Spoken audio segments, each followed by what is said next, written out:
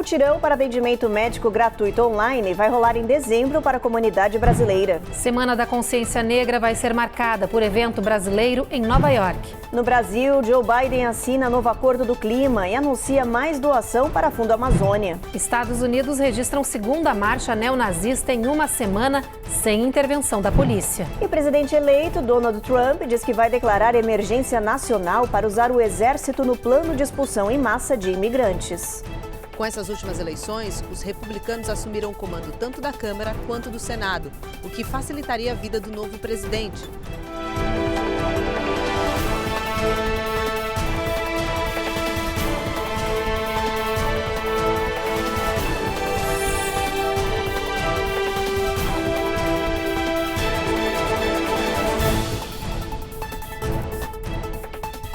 Olá, muito boa noite. Boa noite. Em dezembro, a comunidade brasileira que mora na Flórida vai poder contar com um dia de atendimento médico gratuito online, mas as vagas são limitadas. A iniciativa é resultado de uma parceria do Consulado Geral do Brasil em Miami com uma clínica médica. A Cone Rocha traz os detalhes para a gente. Para muitos imigrantes nos Estados Unidos, cuidar da saúde pode ser desafiador. A dificuldade em encontrar planos de saúde acessíveis faz com que muitos deixem de fazer exames preventivos. Para facilitar o acesso a médicos brasileiros, o Conselho de Cidadãos do Consulado Geral do Brasil em Miami faz mais uma vez uma feira de saúde gratuita na Flórida. A iniciativa é em parceria com uma clínica brasileira em Orlando. Estaremos oferecendo consultas médicas gratuitas online para membros da nossa comunidade que residam no estado da Flórida e necessitam de cuidados. Se você precisa de assistência médica, basta preencher o formulário aqui no link. Assim que a clínica receber suas informações, a equipe entrará em contato para agendar a sua consulta. Marque na sua agenda já! Sábado, 7 de dezembro. As vagas são limitadas, então garanta a sua o quanto antes. A Feira de Saúde vai acontecer no dia 7 de dezembro, sábado. Para saber mais e fazer o seu registro, acesse o link que aparece aqui na sua tela. Na Semana da Consciência Negra, um evento em Nova York, organizado pela nossa comunidade brasileira, vai ampliar as discussões sobre importantes aspectos de mudança da sociedade, como a educação como base antirracista e as reparações históricas rumo à justiça e à equidade restaurativa. Na pauta também estarão outros temas sensíveis que são reflexo de uma sociedade desigual, como a saúde mental e os direitos humanos da população negra. O evento tem como principal objetivo celebrar a cultura afro-brasileira e acontecerá em locais icônicos como o Consulado Geral do Brasil em Nova York e a Universidade de Colômbia. A entrada é gratuita e você pode reservar o seu espaço no site eventbrite.com, digitando o nome do evento que está aparecendo na sua tela. Serão 3 dias de evento e em cada um deles estará uma série de convidados especiais para os painéis de discussões e para as apresentações culturais previstas na agenda. Vim aqui para convidar vocês para celebrar junto com a gente a cultura afro-brasileira no segundo Brazilian Black Conscious Abroad, a nossa Semana da Consciência Negra aqui em Nova York. No dia 20, 22 e 24 de novembro, esse evento incrível acontecerá em locais icônicos como o Consulado Brasileiro, a Universidade de Colômbia. Destaques incluem uma conversa muito especial com o mestre da capoeira, João Grande, a maior lenda viva da capoeira. Nós teremos painéis de discussão com temas como reparação histórica, educação antirracista, com grandes nomes como a doutora Vânia Pena Lopes, The Other Farmer e Mirella Rocha. Teremos apresentações culturais com artistas como Isabela Adão e Samba da Resistência. Anote aí as datas. No dia 20 de novembro, no Consulado Brasileiro, às 5h30. No dia 22 de novembro, na Universidade da Colômbia, às 4 horas. E no dia 24 de novembro, em Newark, na Casa do Binho, das 1h da tarde até às 5 da tarde, com uma programação super especial, incluindo músicas e feijoada. Agora, olha só essa história. Em Sarasota, na Flórida, uma mulher de 44 anos foi presa acusada de aplicar fraude no auxílio furacão. É que ela usou a identidade da mãe para solicitar o dinheiro e alegou às autoridades que estava muito jovem porque tinha aplicado muito botox. A mulher é latina, tem suspeita de ser brasileira, mas a nacionalidade dela ainda não foi confirmada pela polícia. Verônica Torres, de 44 anos, foi presa em flagrante pelas autoridades. Ela tinha solicitado um cheque de $8 mil do auxílio ajuda a desastres naturais. Mas na hora de receber o dinheiro, os funcionários desconfiaram da mulher, que parecia muito mais jovem do que a idosa na foto da driver license. Ao ser questionada sobre isso, Verônica simplesmente respondeu que tinha usado muito botox para parecer jovem novamente. Ela foi presa e pagou uma fiança de $2.500. Verônica vai responder pelo crime em liberdade. A polícia não confirmou a nacionalidade da mulher. O governo federal alegou que o número de fraudes envolvendo ajuda financeira de desastres naturais disparou na Flórida, principalmente depois da passagem dos furacões Helene e Milton em setembro e outubro deste ano.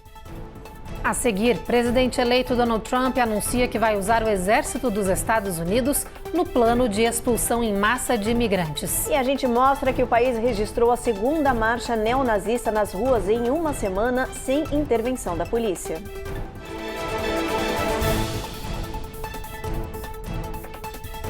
Américas no ar. Oferecimento. Rejab Chip. Melhore agora sua qualidade de vida. Uninter, a melhor faculdade para brasileiros nos Estados Unidos. Acesse uninteraméricas.com e inscreva-se já. Ei, deixa eu aproveitar aqui o intervalo rapidinho. Inscreve no canal, aproveita, deixa isso. E dá aquele like, por favor.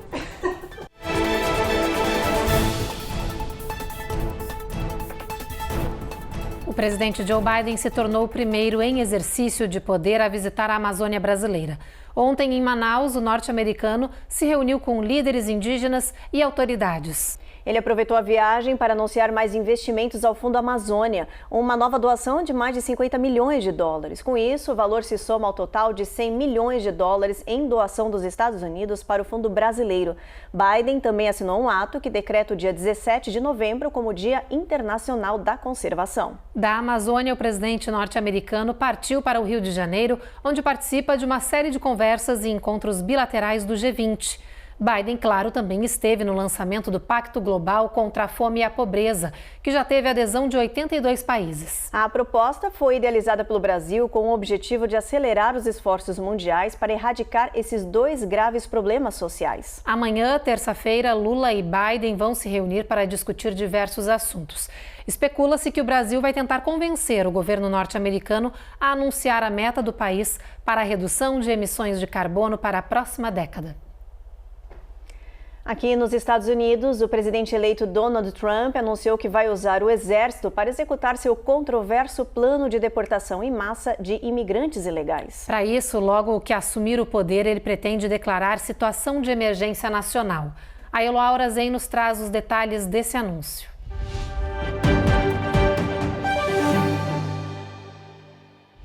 Ele prometeu e pretende cumprir.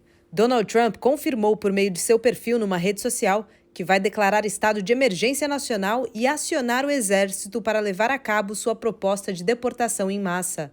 O republicano não detalhou como e quando seu plano seria colocado em prática, apenas respondeu com a mensagem verdade à postagem de um ativista que descrevia essa intenção.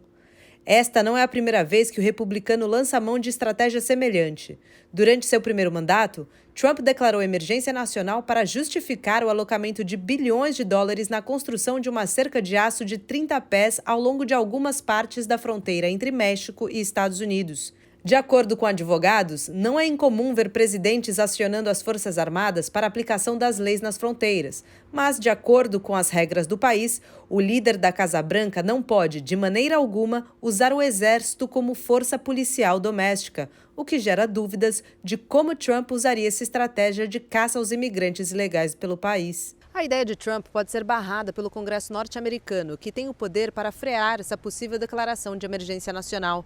Com essas últimas eleições, os republicanos assumiram o comando tanto da Câmara quanto do Senado, o que facilitaria a vida do novo presidente.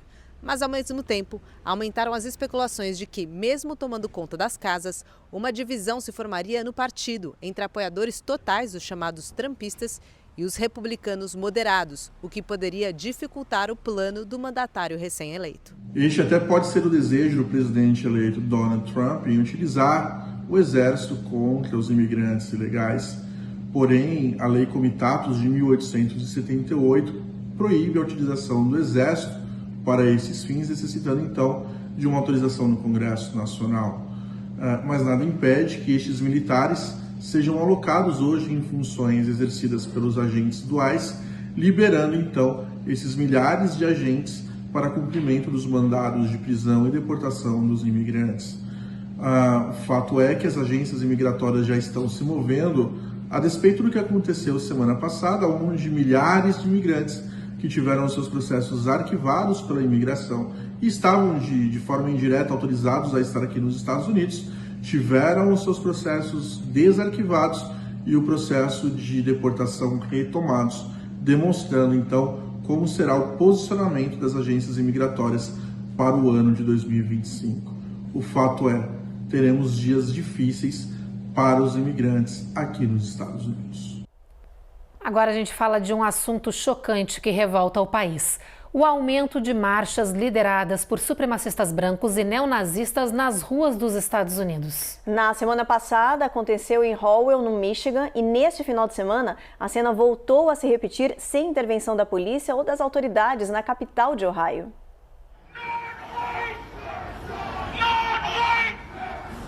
Era sábado quando, no meio da tarde, nas ruas de Columbus, um grupo de cerca de 12 pessoas marchou segurando bandeiras com a suástica nazista e gritando falas racistas.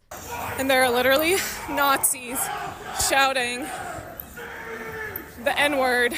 I was outraged and I felt disrespected. Em choque, a comunidade local resolveu responder à manifestação de ódio com amor. Ontem, líderes comunitários se uniram e tomaram as ruas contra a manifestação neonazista. O reverendo Derek Holmes disse: o ódio, a injustiça e a intolerância não podem ter a última palavra. Por isso, juntamos pessoas de diferentes orientações e origens para mostrar o que é certo. Estamos aqui para declarar o que é a nossa cidade.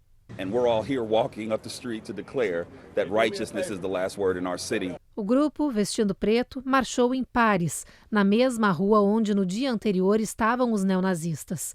O protesto silencioso mostrou a união contra o ódio.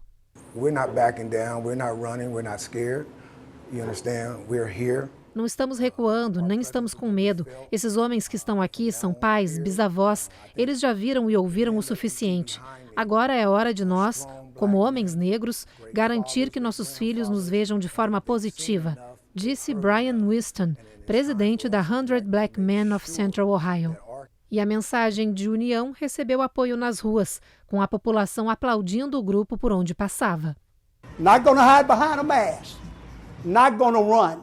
Apesar de triste e decepcionante, essas marchas neonazistas estão protegidas sob a primeira emenda da Constituição americana que fala da liberdade de expressão, o Freedom of Speech, pois a lei ela é válida para todos, seja para o bem ou para o mal, seja inclusive para neonazistas. Mas existe uma fina linha tênue entre você expressar uma opinião política e você promover o ódio, a violência, você promover crimes de racismo. Então eu espero que a polícia esteja monitorando e, se for o caso, que se abra inquéritos, investigações policiais para investigar eventuais crimes de racismo, pois sabemos que os neonazistas, eles não promovem apenas o ódio contra os negros, contra os judeus, mas eles também promovem a xenofobia, que é o ódio contra os imigrantes. No Oriente Médio, Israel aumenta a pressão contra o Hezbollah e anuncia ampliação da operação militar terrestre dentro do Líbano. Em resposta, o grupo terrorista sinalizou em favor de negociar um cessar-fogo. Matias Brotero traz as informações do conflito. O principal entrave para um acordo de cessar-fogo no Líbano, segundo a imprensa internacional, seria uma demanda de Israel para que o exército do país possa atuar caso entenda que o Hezbollah está se armando novamente. Os terroristas já teriam concordado em estabelecer uma trégua, mesmo que não haja um cessar-fogo na faixa de Gaza. Um representante de Joe Biden deve viajar ao Líbano nesta semana para uma nova rodada de negociações sobre um cessar-fogo na região, de acordo com a imprensa americana. Hoje, o grupo terrorista Hezbollah lançou mais de 100 foguetes contra o norte de Israel. Na cidade de Shafram, a cerca de 30 quilômetros da fronteira, uma mulher morreu e pelo menos 10 pessoas ficaram feridas. O Hezbollah também lançou projéteis contra a região central israelense. Pelo menos 5 pessoas se feriram. O ataque acontece após Israel ter bombardeado o centro da capital do Líbano, Beirute, perto de onde ficam os prédios do gabinete do primeiro-ministro e das embaixadas. A ofensiva israelense deixou pelo menos 4 mortos e 18 feridos, segundo autoridades de saúde libanesas. No domingo, um ataque israelense na região matou o encarregado de imprensa do Hezbollah, Mohamed Afif. Em meio aos ataques, as escolas em Beirute foram fechadas. Hoje, o exército divulgou imagens que mostram armas do Hezbollah encontradas no sul do Líbano e um túnel na região com mais armamentos e suprimentos dos terroristas. O porta-voz do governo israelense, David Mansour, disse que apesar das negociações, a campanha militar vai seguir até que não haja mais ameaças e que os israelenses possam retornar ao norte do país em segurança. Matias Brotero, de Tel Aviv, para o Américas no Ar. No próximo bloco, Estados Unidos registram o primeiro caso de cepa grave da Mpox, a varíola do macaco. E tem alerta sobre um surto de E. coli em cenouras orgânicas que já matou uma pessoa e internou outras dezenas.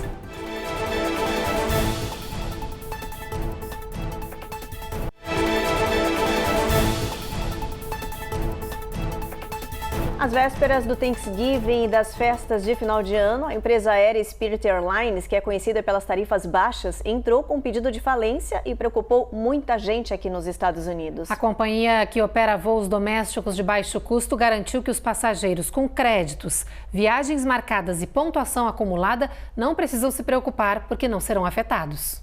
A declaração de falência é mais um capítulo difícil da Spirit Airlines. A companhia aérea, que já foi impactada por 2 fusões fracassadas em menos de 2 anos, alegou perdas financeiras profundas e falta de capacidade de cumprir os prazos para pagamento das dívidas atuais. No mês passado, a Spirit já havia anunciado demissões de funcionários e a venda de aeronaves para gerar caixa e tentar estabilizar as operações. Mas as tentativas não foram suficientes. O pedido de falência é para forçar os credores a fecharem novos acordos e para a empresa ganhar maior flexibilidade financeira e, assim, manter a continuidade dos serviços e do programa de fidelidade. A Spirit Airlines garantiu que os passageiros não devem se preocupar. A companhia assegurou que todos os voos, reservas, créditos e programas de fidelidade continuam ativos e válidos e que ninguém será prejudicado. A medida é para que a Spirit possa reorganizar suas operações aéreas. As autoridades federais de saúde estão soando um importante alerta após o país registrar o primeiro caso de uma nova cepa da Mpox. Esse caso de varíola do macaco foi confirmado no estado da Califórnia. O Centro de Controle e Prevenção de Doenças anunciou neste sábado que a pessoa diagnosticada com a doença viajou recentemente para a África Oriental, onde um surto de Mpox está em andamento. O paciente já foi tratado e atualmente está em isolamento em casa. Agora, com medo de um possível surto da doença, autoridades estaduais e federais trabalham para identificar qualquer pessoa que possa ter tido contato com o paciente contaminado, o que inclui passageiros do mesmo voo feito por ele, vizinhos, familiares. A Mpox, anteriormente conhecida como varíola dos macacos, é uma doença viral relacionada à varíola comum. Ela pode se espalhar rapidamente através de contato próximo e ser mortal. Os sintomas incluem febre, calafrios, cansaço, dor de cabeça e fraqueza muscular. E tem mais um importante alerta. Uma pessoa morreu e dezenas de outras foram internadas nos Estados Unidos por causa de comida contaminada. Os casos foram relatados em ao menos 18 estados e todos eles estão relacionados a uma produtora específica de cenouras orgânicas vendidas embaladas nos mercados do país. Atenção para os produtos que aparecem na sua tela. São marcas diferentes de acordo com os mercados onde foram vendidas, mas todas são da produtora Greenway Farms, que fica em Bakersfield, na Califórnia. As cenouras dessa produtoras são vendidas em lojas como Whole Foods, Trader Joe's, Wegmans e Sprouts. Elas estão contaminadas com E. coli, uma bactéria que pode provocar até infecções fora do intestino. Por causa desse surto, que provocou até a morte, as autoridades já começaram a recolher os produtos dos mercados e pedem que, se você tem em casa, descarte imediatamente. A empresa produtora disse que está investigando o que aconteceu e que vai revisar suas práticas de cultivo, colheita e processamento. Depois do intervalo, Nova York quer retomar medida de cobrança de taxa de congestionamento, impondo pedágio em áreas movimentadas. E novo levantamento mostra o quanto está mais caro comprar um carro zero aqui nos Estados Unidos.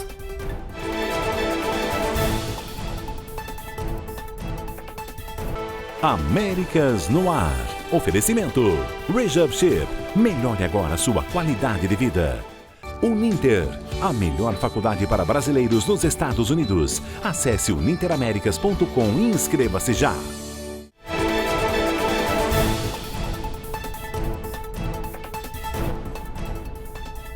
Em Nova York, a governadora do estado mudou de ideia e decidiu levar adiante uma medida polêmica que estava dividindo a opinião dos moradores da Big Apple. A cobrança de pedágio para carros que andarem em Manhattan. A Carolina Camargo mostra pra gente o motivo dessa mudança de postura e qual será o valor da nova taxa.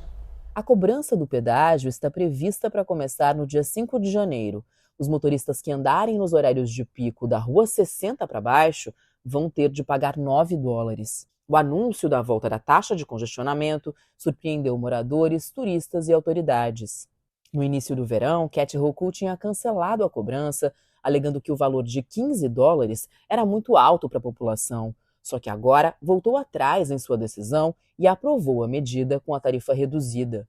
I always have and I always will fight to put more money. Eu sempre lutei e sempre lutarei para colocar mais dinheiro nos bolsos dos nova-iorquinos. Foi por isso que, em junho, eu me posicionei em nome das famílias trabalhadoras.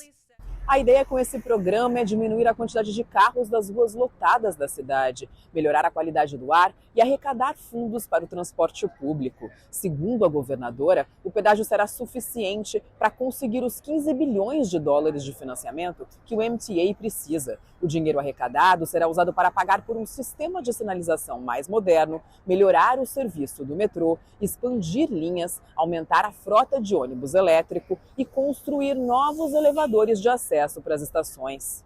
Proprietários de carros inscritos no Low Income Discount Plan, que ganham menos de $50 mil por ano, terão direito a um desconto de 50% após o 10º pedágio do mês. A taxa também deverá custar menos durante os horários de menor movimento. Mas o plano, o primeiro do tipo no país, ainda corre riscos.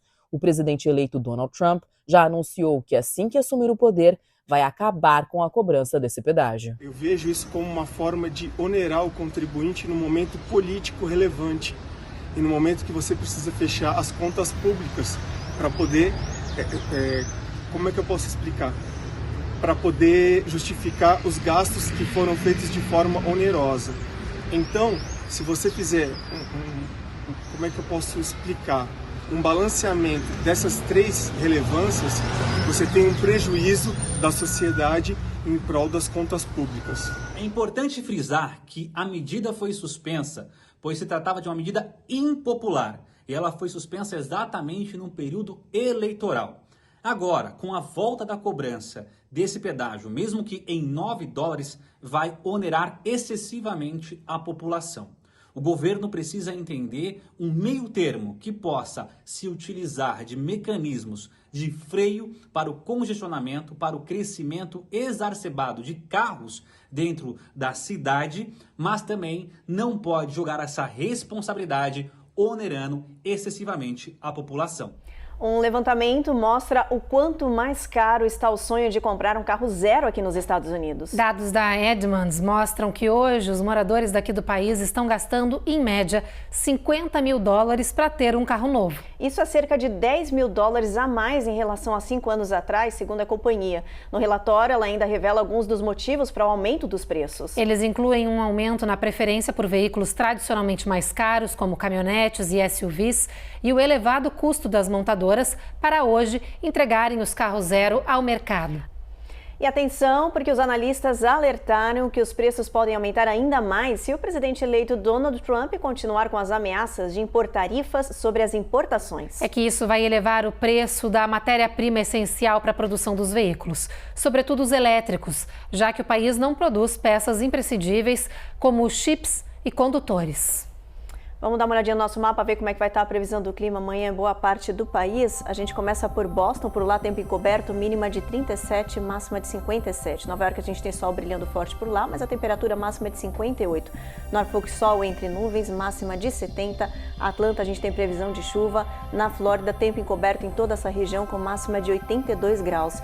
New Orleans, o sol nem dá as caras por lá. Em Houston a gente já tem tempo encoberto com mínima de 56, máxima de 83, Evelyn. Em San Antônio, no Texas, a previsão é de bastante sol, a máxima chega a 86. Bem diferente em El Paso, onde tem menos 20 graus de máxima, olha só, não passa de 63. Em Albuquerque, a mínima bate 27, apesar do sol. Em Phoenix, mínima de 47, mesma situação. Temperatura semelhante em Los Angeles, no sul da Califórnia. Já em São Francisco, previsão é de sol, dando espaço mais para as nuvens mesmo. Mínima de 53 e máxima de 58. E para quem está se programando para viajar no Thanksgiving, é bom se preparar, porque as previsões não são animadoras com o clima. Tem previsão de chuva, vento, neve, inundação e até tornados. É que uma poderosa tempestade de inverno está prestes a atingir parte dos Estados Unidos e derrubar a temperatura em boa parte do país. Uma frente fria vai derrubar as temperaturas em boa parte do sul do país nesta semana. Texas e Oklahoma já estão com alertas de tempestade severa e aviso de tornados. A Flórida deve registrar queda na temperatura, provocada pela junção da frente fria com os resquícios da depressão tropical Sara. Esse sistema de tempestade deve se deslocar para o norte e se juntar com uma massa de ar ártico, o que deve provocar mais chuva, frio e nevasca nas Dakotas, Minnesota e Wisconsin. O leste dos Estados Unidos também deve receber uma onda fria de baixa pressão, que vai atingir com força a região dos lagos, trazendo chuva e ventania. No próximo final de semana, são esperadas neve no Vale de Ohio, no meio Atlântico Norte e interior do Nordeste. Já no oeste dos Estados Unidos, é esperado um ciclone bomba, um sistema de tempestade que deve encharcar com muita chuva a região da Califórnia até Washington, com risco de inundações. Todo esse mau tempo tem potencial de perturbar as viagens aéreas e rodoviárias durante o feriado de Ação de Graças aqui no país. E olha, com a estreia de sucesso do filme Gladiador 2 nas telas aqui dos Estados Unidos, surgiu uma notícia que viralizou na internet e deixou os fãs em alvoroço. Um site especializado em aluguéis de curta duração está oferecendo 2 noites de Gladiador dentro do lendário Coliseu em Roma, na Itália. Tudo de graça.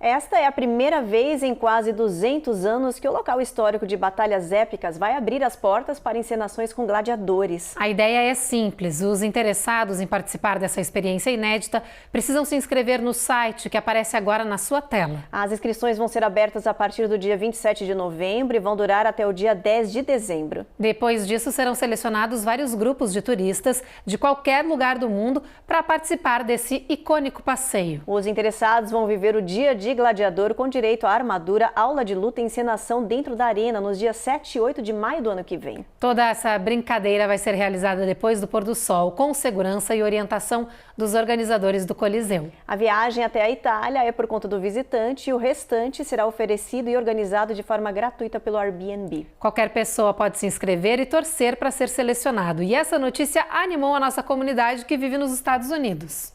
Nossa, é uma oportunidade muito, eu acho que é uma experiência muito real pelo que o filme transmite, assim. Eu acho assim, muito bom vindo da parte deles fazer essa iniciativa para que a gente vá lá participar e sem a emoção toda do Coliseu e do que o filme proporciona para todos nós, ok? E eu levaria minha esposa, se ela quisesse vir aqui, senão agora eu vou só. É isso, e o Jornal Américas no ar então termina agora. Vem aí o Rico e Lázaro e a gente se encontra de novo amanhã. Uma boa noite. Boa noite.